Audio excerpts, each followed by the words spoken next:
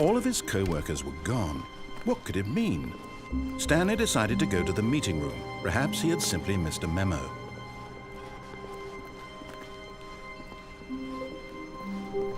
When Stanley came to a set of 2 open doors, he entered the door on his left.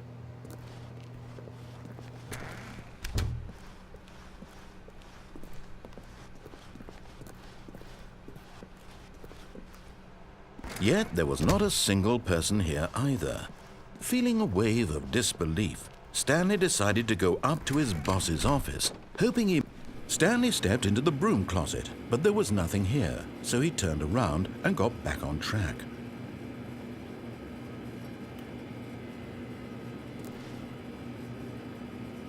There was nothing here.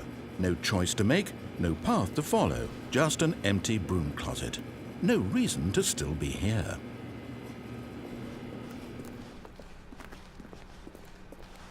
Coming to a staircase, Stanley walked upstairs to his boss's office.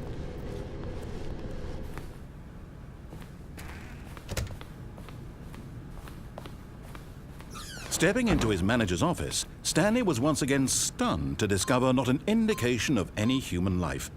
Shocked, Stanley was in such a rush to get through the story as quickly as possible, he didn't even have a single minute to just let the narrator talk.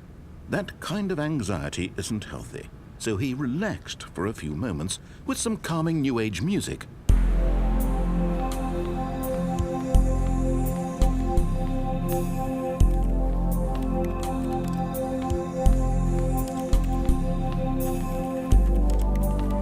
Feeling soothed and rejuvenated, Stanley calmly walked forward into the opened passageway.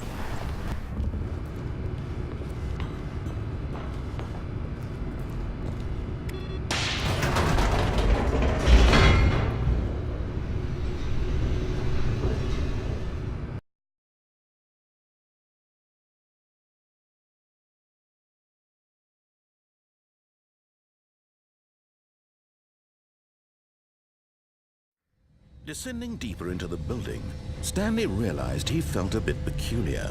It was a stirring of emotion in his chest, as though he felt more free to think for himself, to question the nature of his job. Why did he feel this now, when for years it had never occurred to him? This question would not go unanswered for long.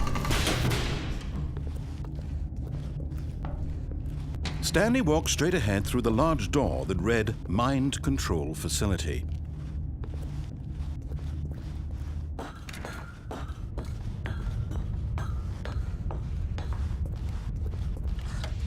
The lights rose on an enormous room packed with television screens. What horrible secret did this place hold? Stanley thought to himself. Did he have the strength to find out?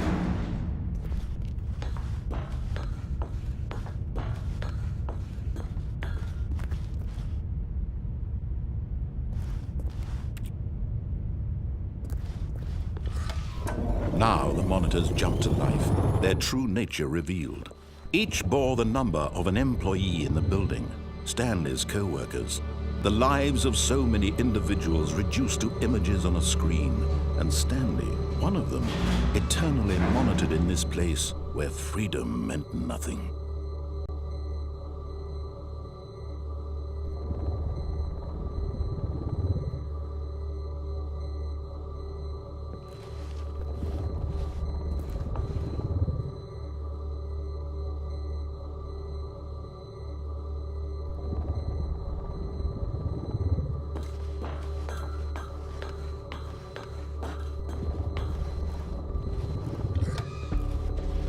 This mind control facility, it was too horrible to believe. It couldn't be true.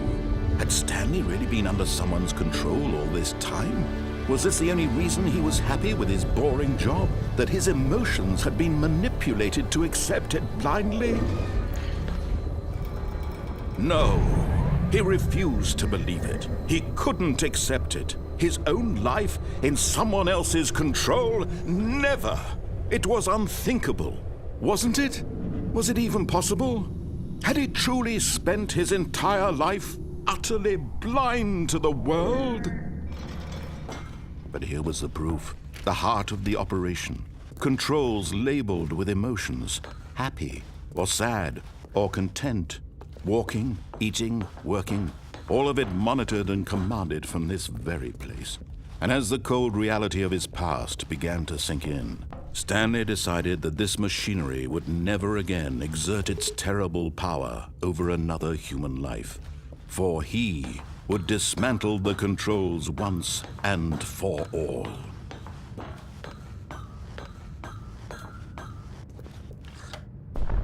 Oh, Stanley, you didn't just activate the controls, did you? After they kept you enslaved all these years, you go and you try to take control of the machine for yourself. Is that what you wanted? Control? Oh, Stanley, I applaud your effort, I really do. But you need to understand, there's only so much that machine can do. You were supposed to let it go, turn the controls off, and leave. If you want to throw my story off track, you're going to have to do much better than that.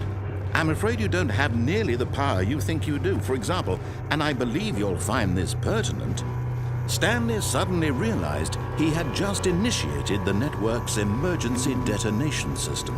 In the event that this machine is activated without proper DNA identification, nuclear detonators are set to explode, eliminating the entire complex. How long until detonation then? Let's say 2 minutes. Now this is making things a little more fun, isn't it, Stanley? It's your time to shine. You are the star. It's your story now. Shape it to your heart's desires. Oh, this is much better than what I had in mind. What a shame we have so little time left to enjoy it. Mere moments until the bomb goes off. But what precious moments each one of them is. More time to talk about you, about me, where we're going, what all this means. I barely know where to start. What's that?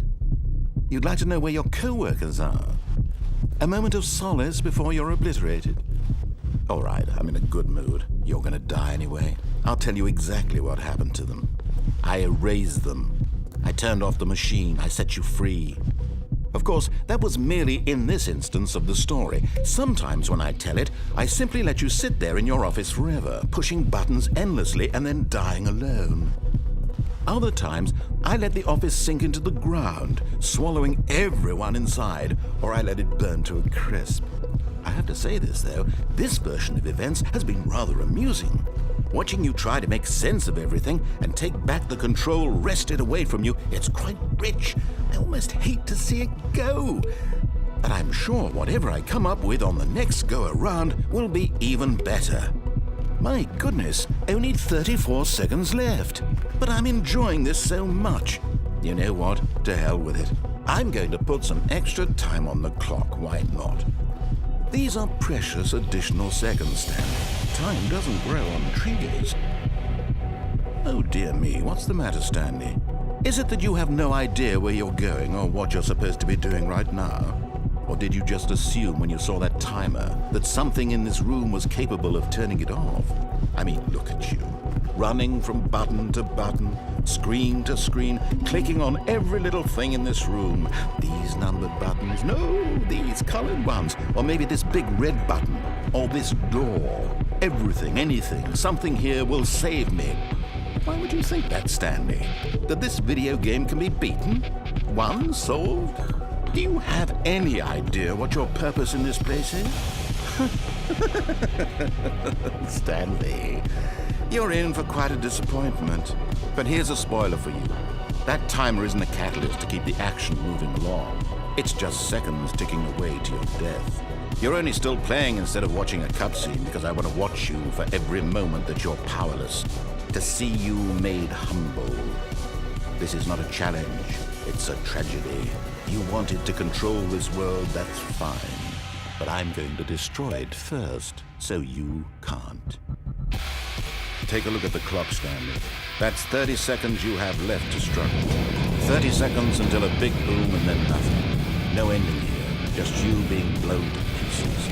Will you cling desperately to your frail life, or will you let it go peacefully? Another choice. Make it count. Or don't. It's all the same to me, all a part of the joke. And believe me, I will be laughing at every second of your inevitable life from the moment we fade in until the moment I say, happily ever after.